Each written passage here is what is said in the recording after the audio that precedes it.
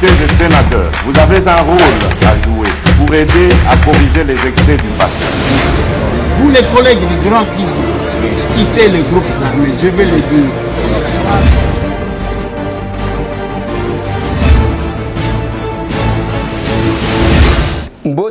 Mbote lisusu bandeko nanga bino bandeko oyangai masolona député ya lelo le 30 mars 2022.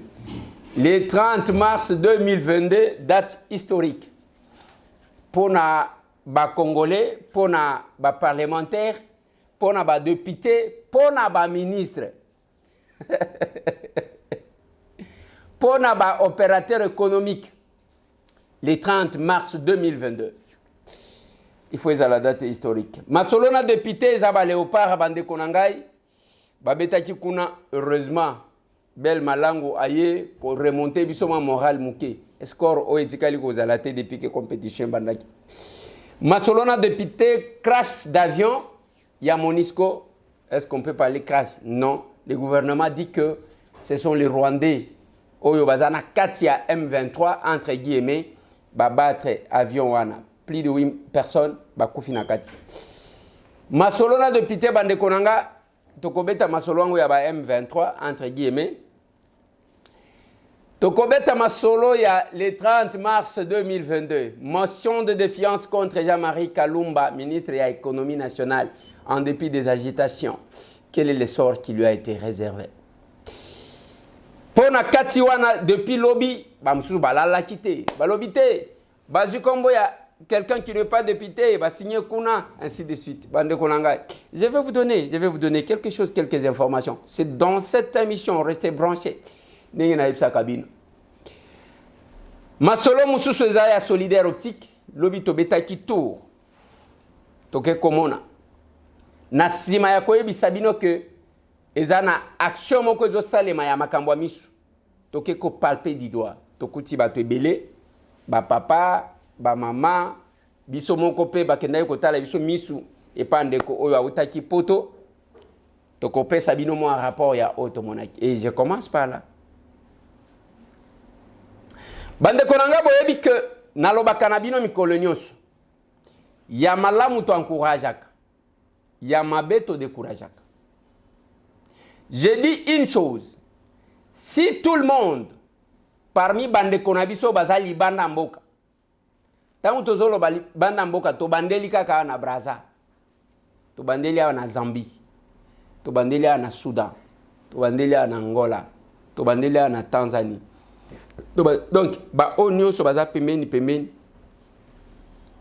Si chacun d'entre nous place azali atala keloko ya malamu oyo sali makuna amemi yango na mboka na ye bande konanga to ko développer mboka na biso o le tandem to akosala bongo yo kenaka kokanga photo na bikeko pour que oyaka non mais en France c'est pas comme ça et en Belgique tu vois ce pays c'est de la merde ça. Mais yo si ramener les bisonini à part kuvuata oyeli bisonini à part kuvuata na kuvuata oyo ozoya kola television bilamba ya hiver na moi makasi ya kishaso. Si chacun d'entre nous na domaine na ye na bisika ya évoluer amemeli biso oyo ça les meilleurs to ko évoluer. Monsieur Michel solidaire optique azo vivre na France atali makamwa misu atali ba pareil comment bazo sala opération laser aye nango awa ba matériel yango aye kozwa spécialiste o bozo mona nazo solo na ye alobi aye awa kapo na coopérer azo former pe batu o ba kotika la ko utiliser coopérer par laser ba réexaminer nga misu parce que ezana moi eloko moko wana ezo linga kozipa o ya noir balobi bako ya ko gratter yam makambo ya motion ndera tisenga sino balinga ba gratter nga yango lelo moyen e nakende soki nakendaka ko gratter nenge bato bazali ko samelela nga lelo na bela atako bela pour que nazalate. Alors Bokolanda, moi témoignage, moi batu ndenge bazali, tant on a koti batu balobi. Ndeko Eliezer, merci. Parce que grâce na yo. Bande konanga, galerie présidentielle, nouvelle galerie présidentielle. Naré des chaussées. Okokuta solidaire optique. Likambu ya miso. Bande ko wana basilisi le lobi bazozonga. Mais koya lisusu na mois de mai. Bakozonga lisusu na mois de mai. Pour continuer, mais batiki bande ko mususu o bazo former musale zokoba. Solidaire optique ezana galerie présidentielle. Ceux qui ont la galerie présidentielle te otunika côté à gare centrale. Dès que komi côté à gare centrale, oleki Sozacom. Tango koleka Sozacom opusani wana otuni galerie présidentielle ezawan. Nouvelle galerie présidentielle. Pour ceux qui ont koti na katikati ya ba galerie mibale wana. Okoti ok na droite okomona kaka wana ba escalator esala kalisute solidaire optique eza place wana. Bakotala yo misu kitoko. Ermo koleka na poto. Ba memeli biso poto awa. Komona ba diaspora na biso, ba mususu batika ka na poto, mais komona geste oyo moko aza na Canada amemeli biso poto na Kinshasa. Bino bato boye comme malade. À travers Sango komona mona mboki Eliezer comme député, comme journaliste, comme molobele na bino, aloba na bino boya a. Ye moko pe atiki bino te aye ko visiter ba pareil, po mo ba traiter biso a. Témoignage de nos opésa. Bato balanda biso na ba télévision, ba mona ga to kosa. Merci pour la parole. Tolanda qui biso toye na compte Ngaliema, mais batinda biso awa et puis de Yolanda sur na tokomi wapi. Mais docteur na biso Ngaliema, batinda biso awa toye papa zana likolo ba osale mais na tongo ya toye to moni ba basala ki lobby ba témoignage ba suba ndo mona te ba moni ba tunioso o basala ki lobby na misu na ngai ba olobo na ba bonde ba moni ba kene sengo nde na confirmer mais papa za likolo yena ba bandi te mais na moni o bata lobby lelo nde ba moni na confirmer que musala eza bien docteur Ali Penza yebi musala to landaki pe à travers to komi wapi. Mais quand on moni pe mona mboki Eliezer ye moko pe ba oti ko sala e ba test na miso ba ni par rapport bato ba mona comme si nzela la télévision ils ont nzela ya kokosa mais ça ba mususu bazo sala musala ba mona ndenge esengeli oui ko bana. Bon, non, c'est vrai que télévision, la télévision peut-être à l'handicap rumeur, mais Eliezer n'a pas commis wa parce que lobby on peut vérifier et puis lobby cambo ya solo. Eliezer a lobby et puis sera lobby ya solo. To commis wa parce qu'il y a lobby loco. Il a que loco les ya solo. Donc on te confirmer que to commis wa parce que PC information, ils ont une information réelle, vérifiée. Moi dans des au Congo va saluer opération ali sur mon corps moni que non amoni. Amoni. On a confirmé que oui. La diaspora bazoki tako basunga. Enlevez les lunettes, vous voyez pas. Et quand vous portez les lunettes, vous voyez, c'est bien, le problème est réglé. Peut-être que vous me dites que ça fait longtemps, à l'âge de 30 ans, 35 ans, vous n'avez pas ce problème-là. C'est tout à fait normal. Mais avec là, parce que l'œil, il y a un zoom au niveau de l'œil. Mais à partir de 40 ans, ce zoom-là va vieillir. C'est pour cela que si vous aurez besoin de lunettes, après 40 ans, il faut porter des lunettes. Oui, il faut. Mais avant 40 ans, vous pouvez ne pas mettre des lunettes parce que l'œil peut faire le zoom tout seul. Mais après 40 ans, ça va changer. Même pour la vision de près, il y aura un problème. Je ne sais pas, est-ce que vous avez ce problème-là ou pas encore? Non.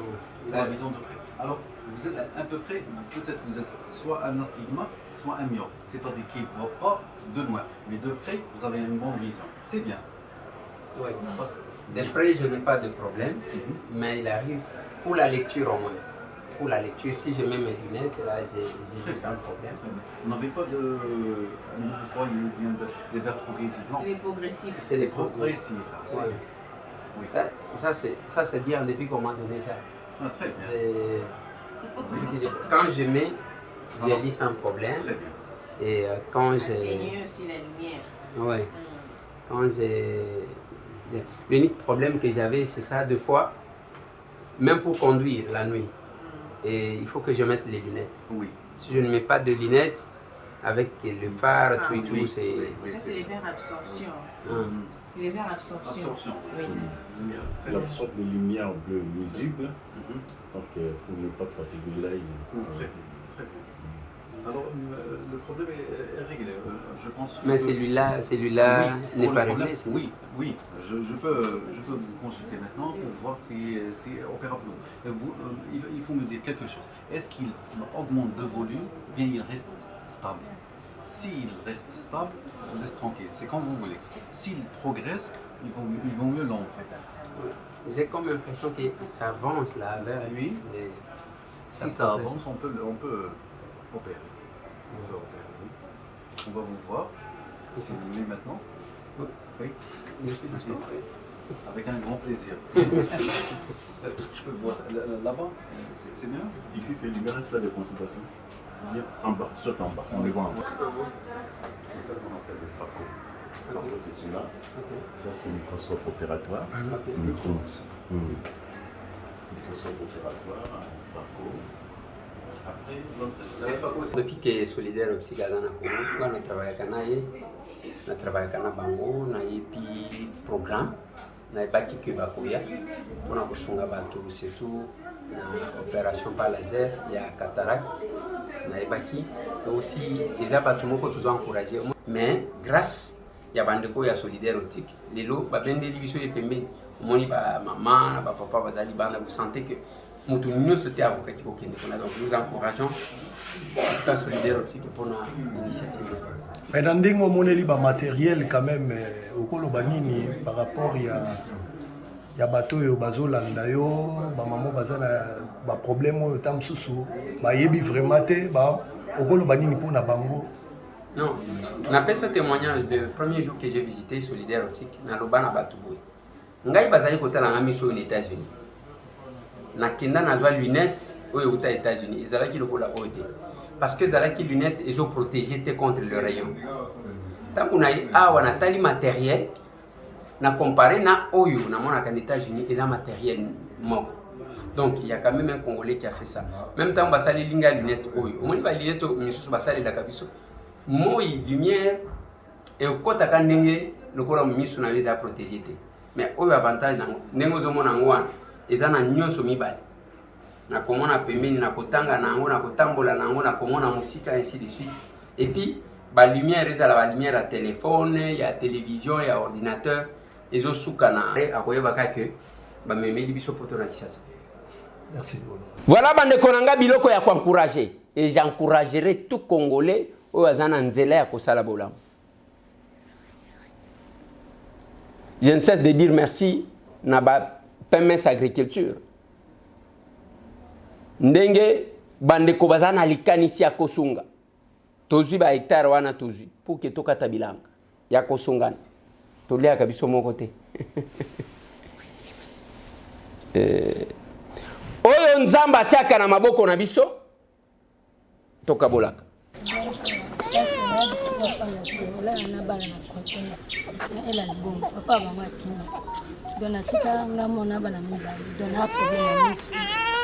nanda kwa fanda kino ka pema mbongo mteki lobi toke mama yemo basala ye banani examen bloqué binanjo baboy na la social donc bato swali kini papa ala za funda donc kuna sasa examen ama au shofi wana nazoka eloko moko te olobi makambu soki 4 donc na problème ami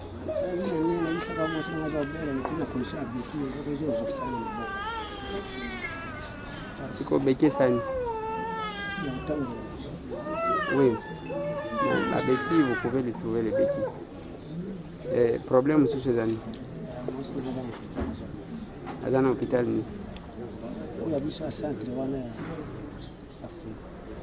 Oui, ça il faut d'abord vérifier pour me faire rapport, ça va? Oui, papa. Problème de réparation à moto, on a semble la baby. Limeli pena sema kazi pona kuzanga makofi yako pena problem ya benki kaka sina yake ana kutanakikana assistance.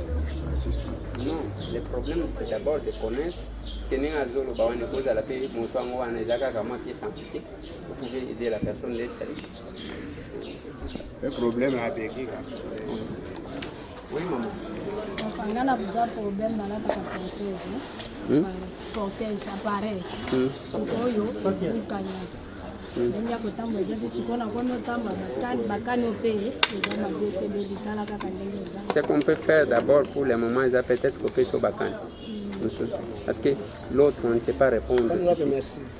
Est-ce que yé bakani akotambola nango eza owa ou bien eza oya sama pe?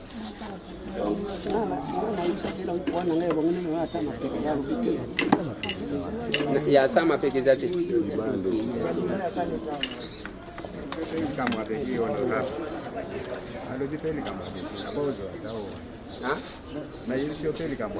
Lala, botale la papa wana mopese. Ala ozo ata oyo. Merci beaucoup.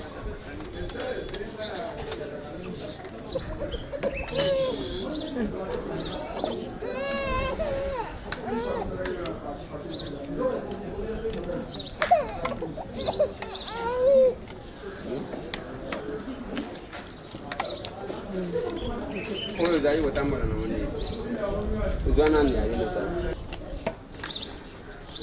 Na oyo zana ngwale.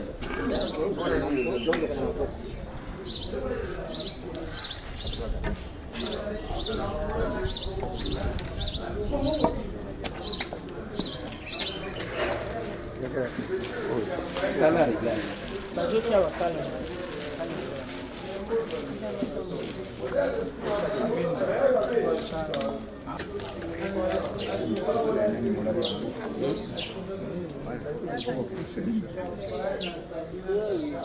Oyo bako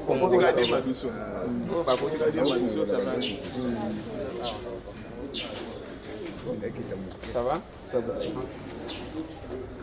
Voilà, donc encourager ndengwana nalingi to aborder question ya M23 bande konanga.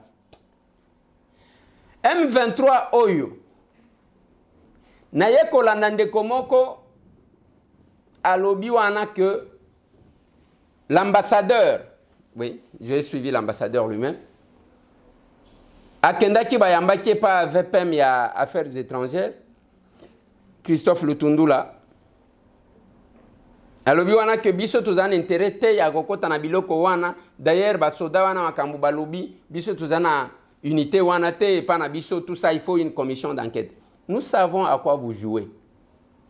Tangu na ye kolanda ndeko moko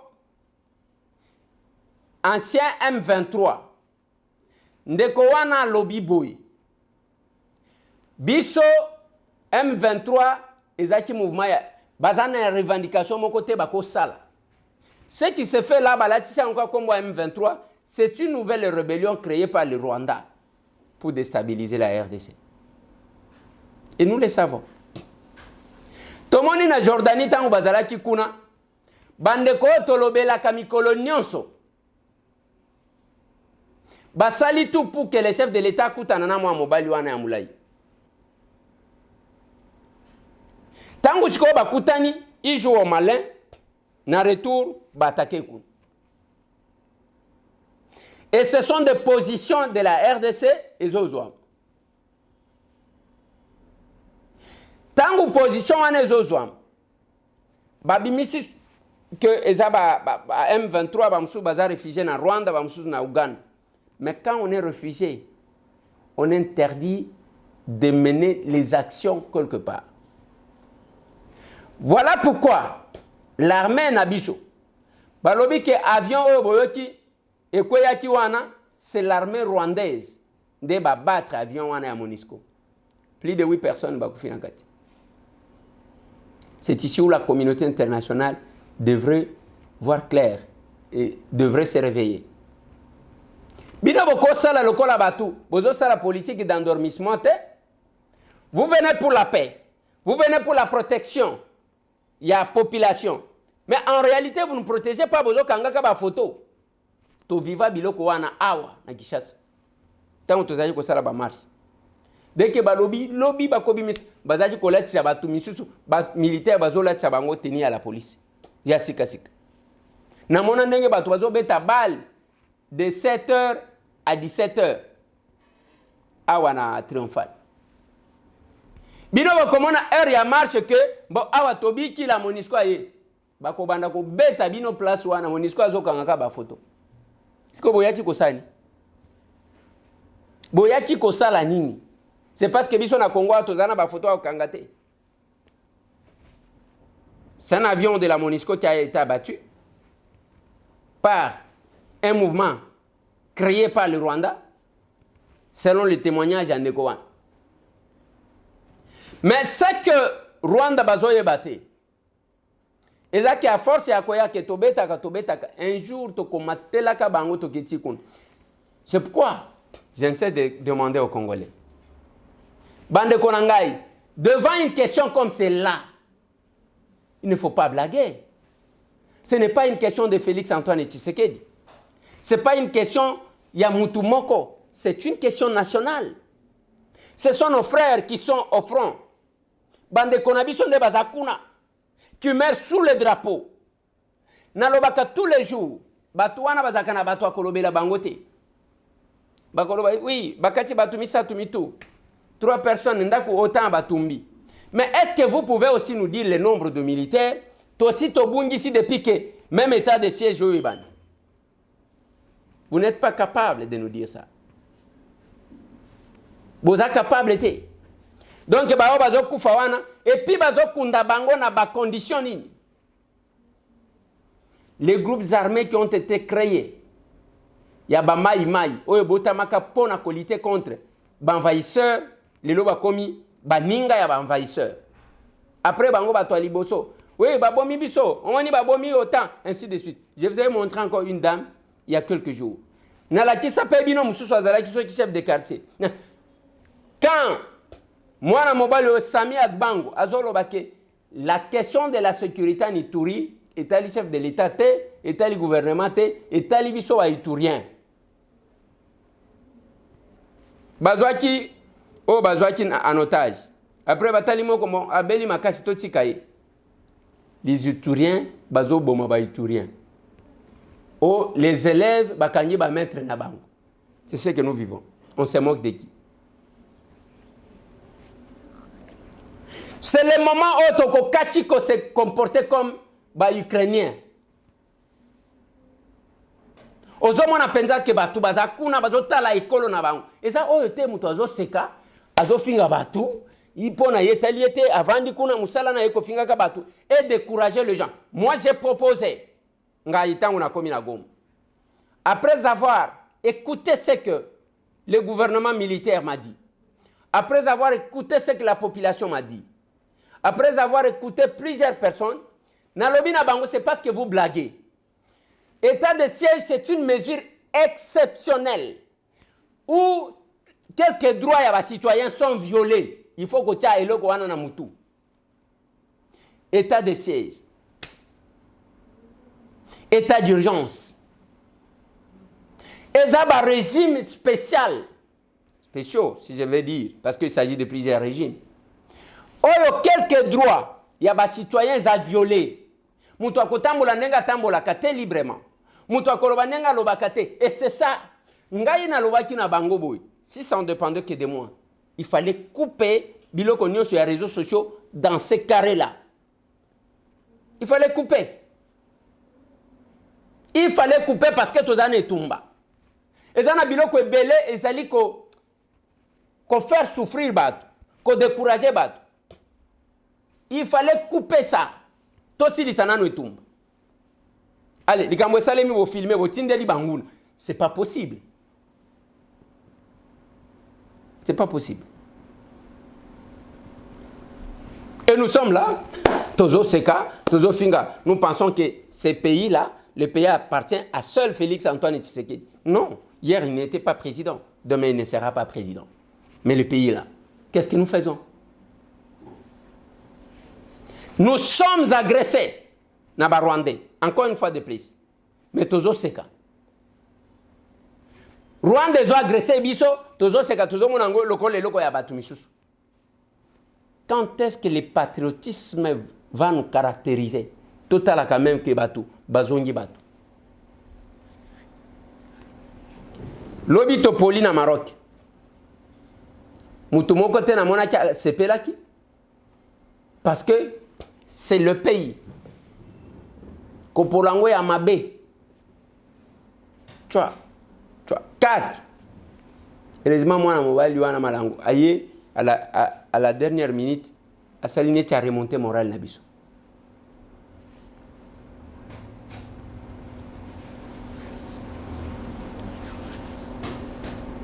Devant ma question d'intérêt général, il faut savoir se comporter. Les lobes de Konanga, hein? Il y a les menteurs, les escrocs, bazana politique, bazoko sabino mutoaza kuna, azolo nazalo bela bino pep. Awa tozolo bela ministre à l'économie, vous avez vu comment nous avons été insultés. Et par les soi-disant députés, Otolobela Kapep. Par les soi-disant députés. Le peuple souffre. Bino bozo vivre na mendicité, ok, et pas ministre à Pesio Mamouke, kende ko finga bato, ko finga na télévision. Oui. Ngai nazo tuna. Depuis que Jean-Marie Kalumba est là, à Chassalinini, quel est le secteur? Il y a domaine naye, il y a ministère naye, OEC Bongi. 0. Ils ne seront pas capables de nous dire ça. Il y a mon comme ministre de la pêche, il y a mon comme ministre de la commerce extérieur, Awalinga comme ministre de la finance, Kaka Yemoko, le tout puissant ministre, le ministre exceptionnel, Nebo Bakomiko Bengaye. Tala erreur bazo sala, baye ko bimisawana watingi mutu. Oh voilà, batumisusu ba signer bazaba député te. Nani mutu aza député te akoti ko signer. Ça lokuta. C'est l'un d'entre nous. Ndakendaji ko signer na kombo ya oyezo existait pour chercher de sauver ce ministre là. Mais simbité parce que les gens oublient c'est quoi les droits parlementaires. Bazo confondre ngona droit pénal. Bangwana mbangu bokena nini. Qui vous dit ça? Bayebi ata procédure mon côté. Nous avons le règlement intérieur. Règlement intérieur et Assemblée nationale yango. Ce qui aujourd'hui l'article 129. Yango zomona batu ceux qui baloki bango Balobi, un député qui se rend coupable de fraude dans les scrutins, notamment en ce qui concerne le caractère personnel du vote, est privé de la moitié de l'indemnité parlementaire mensuelle. Ce n'est pas possible. Et vous ignorez même que Tangu, Biro Mabunde Zokoya, Prof Moussaou, Abimana liste ya bakombo ceux qui commis souligna. Et ce n'est pas procédure. C'est pas possible ça. C'est pas possible. Règlement intérieur et Assemblée nationale. Na lukini il paro balobi ke mon soki député sali boy ba memaye na justice ezate. Manque ya maîtrise, il y a droit parlementaire bo verser na biloko mususu. Et ça m'a même étonné les personnes que moi tant j'ai respecté. Ndenge ba beti poto pona ba émotion. Ceux qui moi mukango ba pesaki. Yango nde stopper procédure et stopper ta yakawe bisabiso mbongo ya mbisi ya Namibia otie wapi ye bisabiso sima ezo matabo ndenge nini biloko ezo mata ndenge nini alors que dollar est matité ye bisabiso chef de l'état loba ko sala ba congolais ba millionnaire nani asa comme millionnaire même ceux qui alinga se rétracter akekuna akomi ko salisa ba député provinciaux ya Maniema une déclaration comme lokola et loko moko bo ya province ce n'est pas une boye sanga opérateur économique nani ya Maniema to comme na Maniema so to kokuta population bazoli la ka boité un représentant ya peuple a yebi pas ya peuple ba engagé ba tu zo mona même batata mi bimba bazoli kana télévision pour se ridiculiser nazo tuna bino une chose depuis que cette démarche a commencé boye bisanga bola kisanga ta vidéo moko ya ba opérateur économique et un ministère de l'économie nationale. Il y a des opérateurs économiques qui ont soutenir. 0. Sauf les commissionnaires au commun mutuke azakana mbongo mais basomba kena $100. Mais ceux qui alignent loba awo kokanisa ke mutu azawa.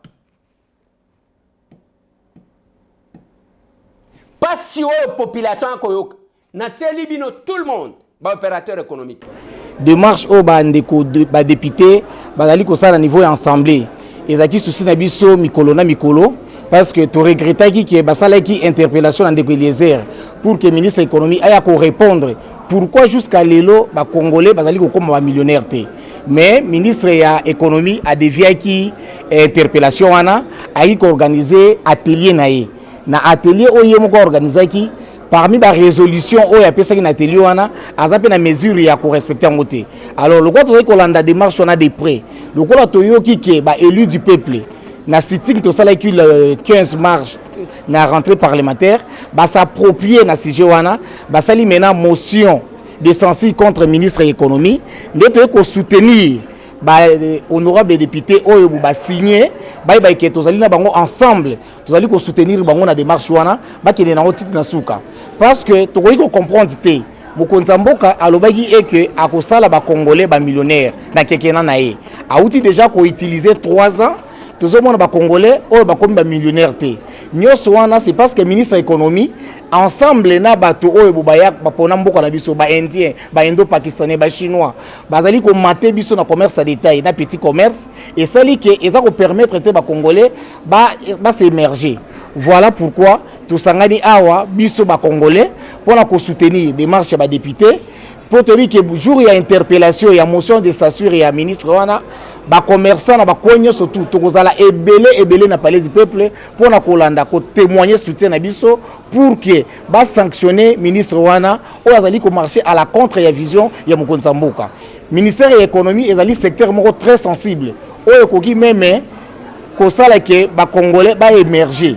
Alors ministre wana soki azali ko marcher na vision ya chef de l'état te comment ba congolais ba ko émerger. Voilà pourquoi tout sangani awa ba commerçant na ba commerçante surtout pour la royaume ça va député qui tout ça derrière bango puis tout ali ko soutenir bango par rapport ya motion wana nazali moteki naza kosala ba activité nanga na commune ya Ngaliema. Alors to yé vraiment pour na biso surtout que lobi que za mona biso ya ba maman toza ko sensibiliser ba maman nyonso toza sensibiliser ba commerçant nyonso toza la derrière motion oyo ya ba député pour na likambo oyo président alobaki ete alingi kosala na ba congolais ba millionnaire biso toza derrière likambo wana yango tozo sensibiliser tongi mukolo ya interpellation ya ministre ya économie biso nyonso to se retrouver place to kende kuna na palais du peuple pour na to kende ko soutenir ba député wana oyo ba sinaki motion wana tozo telema parce que tozo constater que le petit commerce eza sous na ba congolais te eza kaka ba étranger ne bazo ko sala bango moko ba producteur bango moko ba importateur et puis bango moko nde bazoteka na détail na ba demi gros. Alors biso to lingi ndenge wana te président lingi ko sala na biso ba congolais to za ba millionnaire alors batiki la biso le petit commerce. Je suis commerçante à Gambela. Ma préoccupation est celle de soutenir seulement les honorables députés comme le président veut faire de nous des millionnaires. Nous sommes au mois de la femme et puis il y a une motion de défiance organisée contre le ministre de l'économie que les mamans puissent être réellement prises en charge. Pas seulement les mamans, mais les commerçants en général. Que le mot d'ordre du président ne reste pas un slogan, que je veux faire des commerçants congolais, des millionnaires, que ça ne soit pas un slogan. Et les ministres ne l'accompagnent pas. Nathalie Bino ba vendeur. Aza ministre Outi et pas Bahati FDC. Bahati depuis la ministre à l'économie. Ayebi na économie ne ba yibaka. Bendio ba osaka na sopo na Bahati lukwebwe. Ngala olo bango eza solo. Ba vanda ki réunion ba ministre ba député Bahati ba bini ba protéger ministre économie pour la Outi na FDC. Eza vrai. Sere akende ministre économie akende. Papa sori na kati ya mboka bato bazosila kokufa likolo ya mbongo talanga siko na lingana kuna mobali na ngungo mobali aza na koma kozangisa mbongo na bango baye kokutaka mwa mbongo ba fonctionnaire bazozwa na ndenge baye bakomi kokata na nani salaire de base ezate bandako babimisi biso na hôpital balingi koyama biso te mpona ntina gouvernement moko ekufa epola bango bayeka mpona ntina ya intérêt na bango bayebi biso population te bayebi biso ata tozokufa koleka oyo ezalaka wana me tolobaki totia mwana mboka mpo biso tosepela bongo mwana mboka ye liso koboma biso aza ata na bolingo na biso te aza na suivi na eloko moko te bien sûr est ce que nyonso oyo biso tozovivre ye ayoka yango te ye azali koyoka azali kosalaka semblant azokende kaka kosala likolo bongo na se babanaka nanu makambo fondation ebanaka na se bongo ekende likolo. Voilà mama banda ministre wana akoti na musala yo so tie provision na ndako ya osombi biloko na sac. Papa, nga nano salaire, banaka ya kote salaire eza te. Nga na kotia provision na nini. Nzala bana tonga wana te eloko moko te. Mwana pe moya kokota classe eza te. Provision saka fufu ekomi na 150. Ekola fufu ekomi na 1500. Bongo na kosoma na nini. Bolingi bango nyonso balonga loba sikoyo olingi ministre wana ya économie akozala na parlement mercredi yo osengi nini na badepute mpo na ministre ya économie wana biso nyonso tozoya kuna ota batransfert na nzela tala lipa ya 500 tala lipa ya 500 biso tozoya alongo yayeka mpo na intero ya ndako na ye lofami na ye eza na intero bato te tala lipa ya 500 oyo yokopesa mwana oyo akona. Ok, merci beaucoup. Papa Mbote. Papa, yo le bini pour makambo ya ministre ya économie. En tout cas, ministre ya économie to baye. Asa lokuta tata moko ya lokuta ya kosalati. Ça fait maintenant 3 ans, plus de 3 ans Félix a le pouvoir. Donc hier ça mutu azo saper pouvoir ya Félix. Donc mutu wana il faut longwa. Biso peuple tozolo bazo tuli bato so ba Kalumba akosa biso aye na ba Thompson na ba nini. Sio bana na ete ya boko na Thompson na ni to boko na Thompson. Mutu wale kwa longa bana oleka na vi papier so to ya kuna. Alfa longwa comme les aso Kalumba to nani. Alongwa aso mérité ko ta ministre économique. Moko le ko su problème ko mataboité. Alongwa.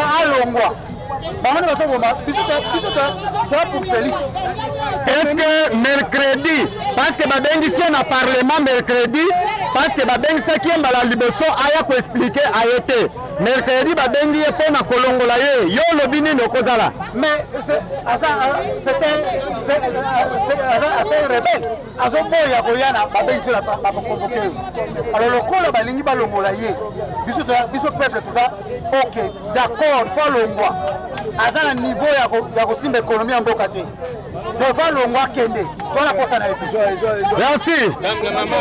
Maman. Oh tata, yo lobini ni makambo ya ministre ya économie nde ezali awa, il faut alongwa mercredi yo lobini. Bon, biso toza posa penza po akoki na eloko te.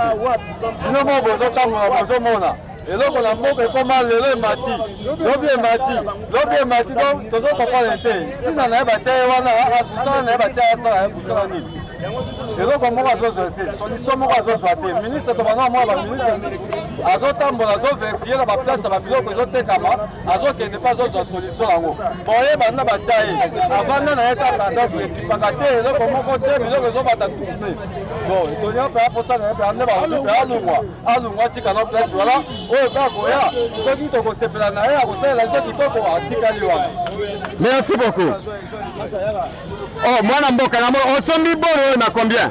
Mwani eloko oyo soki otomosusu batia yango 3000 oyo otomosusu batia yango 1500 otomosusu batia yango 1000 francs botoyebi te est ce que économie ya mboka yango eza bongo sikoyo okanisi nini parce que ministre ya économie akozala na parlement mercredi yo likanisi na ye eza nini mpo na ye alongwa to atikala kompeta alongwa akowa te pepe kongole basofrir eloko moko na kisasa batia yango na 4 prix okoki koto 2000 okoki koto 3000 okoki koto 5000 est-ce que ezala bongo même na l'étranger eza bongo te sikoyo message nini okopesa bakongolais mosusu oyo bakolanda yo mpo la journée ya mercredi le 30 akozala na parlement yo opesi message nini omesala mpe ya pepe congolais balongola ye akowa te po tosouffrir tande tosouffrir boyoki population ndenge azolela Jean-Marie Kalumba depuis qu'il est là azofutama mpona mosala yango aza na mutuka ya ofele bazotiela ye carburant ofele baloge ye ofele bazolatisa ye ofele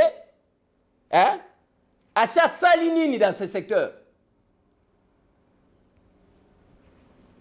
de na poche ya baindo pakistanais toyoki wana ki akena na ba supermarché ko zwaka ba 500 000 dollars par mois toya kotika ye pour ki aya kolakisa biso ndenge azopesa soki otali ntango akendaki Maniema apesaki ka une fois wana te okomona mosusu apesaki alati bras cassé bapesi combien hein? Et puis moto yango azoloba français bolanda nano elemango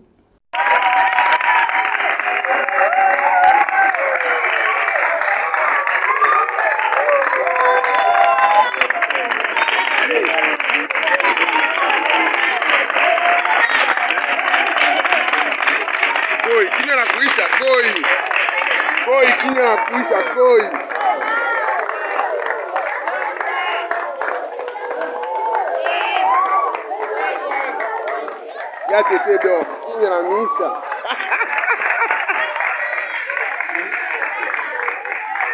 Montre-moi l'argent. Voyons. C'est combien ça?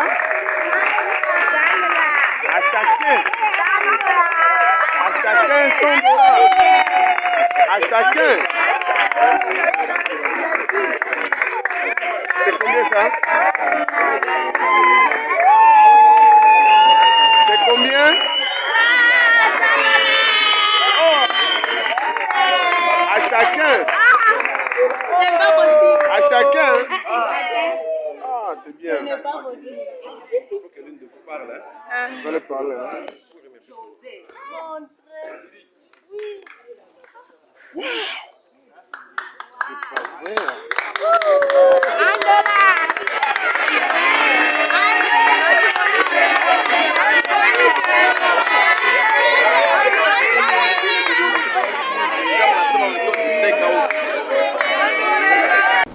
Voilà. Enchanté, c'est combien ça? Enchanté. Eh, papa mbongo yambisi, ye moko alobi wana ke, no écoutez, entre 6 millions de dollars, 150 millions à l'ingina. C'est pas possible. Il veut prendre tous les ministères. Moi, Mobalio. Et puis, c'est dit modèle, franchement. Alors, il pense qu'il y a un modèle. Franchement. Et puis, il y a un modèle pour la banane. Té, l'ongola banana yo. Ou un modèle. Té.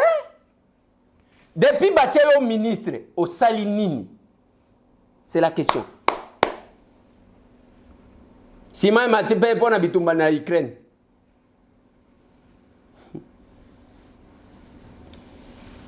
C'est compliqué.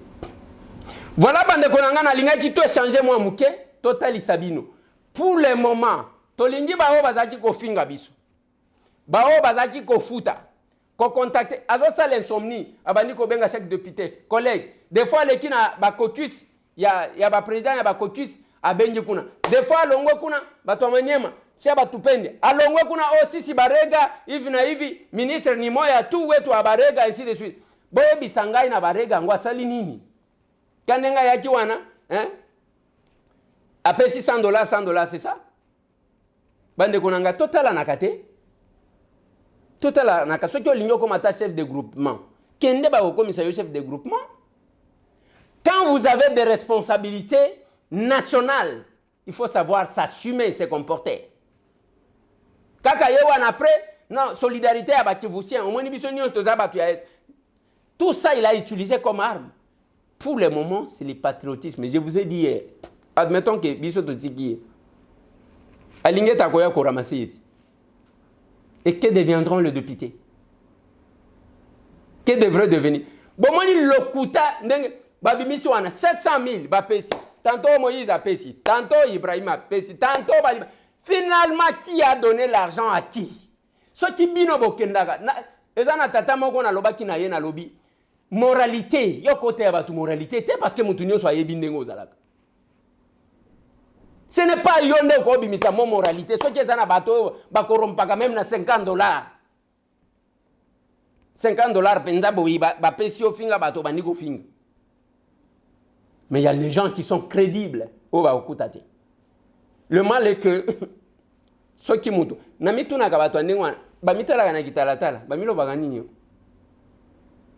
Vous pouvez koko sabatu nyonso me conscience et puis légèreté ya ndengwa ne yeba ni mutu nyonso ayebike oyo tata oyo azaka légère oyo azaka bo ainsi de suite. kofinga na bino epesi solution ni na Kalumba.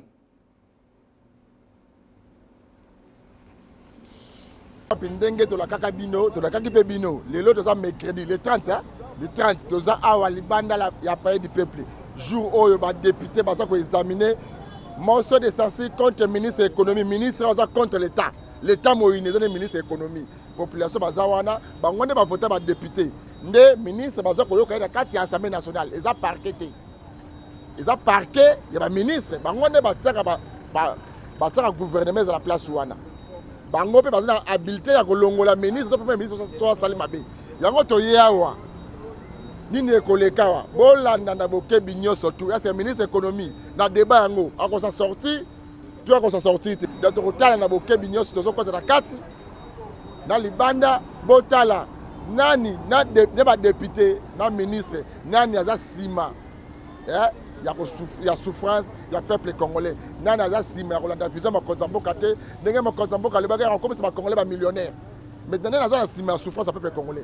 Donc ça veut quelqu'un bato moni ada libanda wa. Ba député oyo oto pesaki maloba na biso po balobela biso na assemblée nationale. Boyo ko soutenir ba pour nini?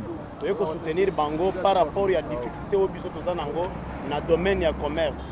Na domaine ya commerce biso ba congolais tous se retrouver té mutu moko ministre moko alingaki soutenir biso alingaki appuyer biso azande ministre na biso ministre ya économie monsieur Kalumba mais azana hauteur wana te ya ko soutenir ba congolais azana batu na ye ba ye a soutenir. Ah OK, merci donc bande ko président pour que président ko pousse na liboso boya bande ko ngai mbote ndeko na ngai président olobaki lobi okozala awa peut déjà 9h aux alliés. Donc la présence là, on a soutenir ministre, on a besoin d'attribution, on a soutenir député. On a soutenir député pour que ça ministre wana alomba. Atika biso bacha moto mosusu oya ko kamba biso. Donc de bayo zali nani? Zali président national ya tous les brigadiers ya bila Kinshasa. D'abord pour que tenir sur Congo, il y a vu des qui sont zo kamba bango. Moi message fort, il y a pour que tenir sur Rolanda ba ekeda. Président na bango c'est sur le terrain na pas du peuple. Ngai moko na zali déjà awa na kosenga bilo ba brigadier o ba yena noté. Obaye bazana retard pe bakokoma baza déjà sur place toyende pona ko soutenir ba député na biso bakoisa ministre de l'économie o azako bo biso azo bo biso nangonga yo soto to ba prix ndenge ya lingi po azana soutien na yi yango to yepona. OK, merci bande ko balande zo toujours de maman oyo maman Mbote boni santé maman. Maman na chef roulante oye ko tambola to yo ko soutenir ba député. Toyepe toyoka pe ka makambo oyo ezoleka awa na biso ba député na biso po toya koyoka pe na biso pe baindika pe po imia ya mboka eza mpo na biso nyonso po toyeba sikoyo basali nini po ezosenga nini. Merci maman. Donc au moment système liste le couleur liste aux a déjà parlé du peuple. Nous sommes en direct de Tokomo télévision. De côté Sabino, pour comprendre nani aza ennemi à Congolais. Moïni a peuple congolais la kanani. Ngala zalaka le seul et unique opposant congolais naza après le belaba imboka ba congomani ya solo. Mbote ndeko? Mbote tata journaliste. Bonne santé. Santé kitoko makasi. To moni bino libanda pa du peuple to ba boyo sa nini. Bien ba bon. Biso awa na palais du peuple toye epai ya batu oyo totinda. Mwana mboka Eliezer Tambwe totinda ye esika oyo po asalela biso musala. Musala totinda kiye ezape ezotala makambo ya kolia na biso kolata na biso nkita ya ekolo. Mais toye ko comprendre que tozolia bien te biloko ezo matamataka tozo comprendre te. Nde toyebisi na mwana mboka bengela biso ministre ya économie ayebisa yo pourquoi biloko ezo mata. Yaye kopesa biso rapport à lobi to bengaki ye kasi esimbite ayete. Nde totindi ye to lobi kende longolela biso tata wana yango moni toyawa tolaleli bango kusin toko kende te ti tutaona kia mutema nkuni hapa leo. OK, donc boyoki ne bandeka lobi da ondeka beti bora suka. Na mboka koma libanais azoteka na luta madesu malewa ekomi pa libanais. Mikate ekomi pa chinois. Ate moko ministre économie yango za ministre ya Rwanda ya Burundi to ya Congo. Otambola te ata ba uta potu yango na Congo za bandeko te. Na kata cabinet na bana kimbantseke bazalaka te bana kisenso bazalaka te bana selemba bazalaka te au moins na vie au peuple ko souffrir pour nango ndeko na ngai Mbote papa Bertin Mbote ndeko DJ Kiko. Oyo bana quartier Zamba Musango kuna bakolanda osiko da bana Telecom. Nebi ke yoza base bakolanda osiko to monio ali bada paye du peuple. To ba présence na oyo sani. Koya na biso awa nesika ya palais du peuple. Ezali kaka pona kolongola ministre oya économie nationale Jean-Marie Kalumba. Yango bomoni na bandero na biso kuna monga fule ezali mobiliser. Tolobi ke Jean-Marie Kalumba sengeli akende parce que biloko ematitalo tomoni commerce ya miko ba congolais ba koyi kosela ezana maboko ya bapaya likambo ya Thomson oyo bakenda koloka na Namibie tomoni yango clarté ba congolais bale Thomson te na makambo misato yango nde biso population tozali sima ya honorable député national na biso Eliezer Tambwe pona ko soutenir motion ya défiance contre ce ministre là oyo azali kosala musala oyo baike mboka bazali kozela te yango lelo nde tolobi boy soki akwite député moko akobima na parlement wate tokosele porte ya parlement OK les mesures tozwili bango wana wala zo ka peuple congolais bazali banda boni santé na moni a oza pena olati polo association des briquetiers du Congo donc tu ba présence na bino eza pona nini présence na biso yé toza pona toza awa tozo la passe yé pona ba ministre ba ministre ba tele sonna likambo ya ba député ba tele likambo ya ministre ya économie oyo bino bato ba brique bino de ba brique boteka ba brique 1500 est-ce que bino ba pa ba teka kaso ba brique na mboka o teka kaso brique te et ministre économie pesi ba brique comme ya ba chinois ba président ba pa da ba chinois ba teka ba brique oui ba chinois ba mo ba ko teka na brique Congo Futur nazo oui c'est du ciment simko te biso mais le simko comme un matin silou et c'est biso ça ma ana kisasa mais moi tout ce ministre économie alongwa karaba balongwa ba député on a son likambo papa OK donc bandeko toza awa nous sommes ici kusana oui mbote mama boni santé mama santé za moins bien to moni bino ali banda paye du peuple to yeba bino boye ko soutenir ba député to boye sima ba ministre ko soutenir ministre te biso toye na sima ya molobeli ya peuple Tambwe Eliezer de toye poke na makambo ya ministre économie banda balobaki biloko okita talo biloko ezokita te wenze tozokoka lisusu kokota wenze te ndo banzale eleki biso kolanda ndenge totelemi awa te ndenge tozongenga nzale eza na libumu ya moyen te yango wana toye lelo kosoutenir molobeli na biso atunela biso Tambwe po atunela biso ke mbongo oyo bango bazwaka akende kosomba poisson soki akende kopeshe soki mpe akende kosomba oyo batekaka toyebi te banda akendeki na banda ayaki o nani bacontener esali accident na bakongo toyebi te bato ya bakongo nde bapiyaka soki toyebi na biso te yango na lelo toye kosoutenir toa na nsima Tambwe Eliezer honorable na biso alobelaka bapeuple nde yango wana toye kosoutenir ye po toyoyeba vérité. OK merci boyoki ndenge bandeko bazoloba baye awa po kosoutenir baye ba vérité ya biodi 20 millions de dollars oyo ebimaka na trésor public na compte ya bacongolais eza boutique ministère ya économie eza boutique ya motu te eza entreprise ya parti politique te eza eloko ya Congo il faut toyeba place mission wana eza atake congolais émission nazosala yango ngapi naza congolais de père et de mère à part journaliste naza la famille naza la mwasi na bana il faut yeba pied de kende wapi bana biso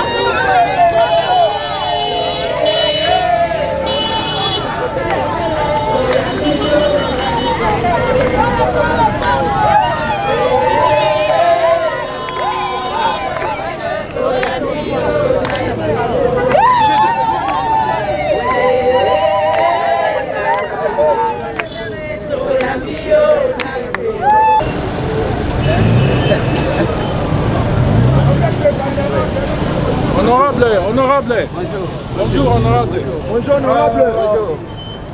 Ouais.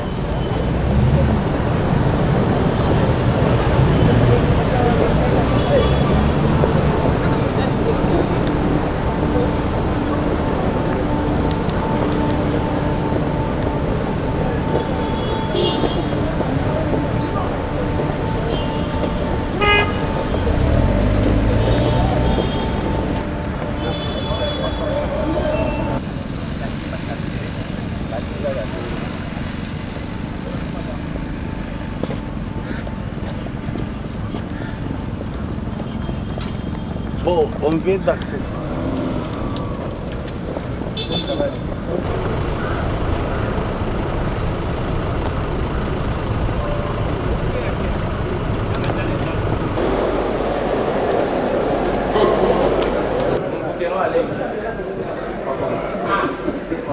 Voilà, bandeko na ngai, lobi na kopesa détail ya makambo mosusu. Et je vais m'ouvrir.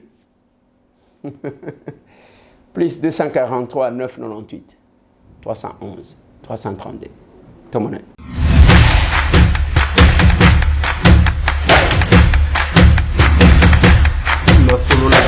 Honorables députés et sénateurs, vous avez un rôle à jouer pour aider à corriger les excès du passé.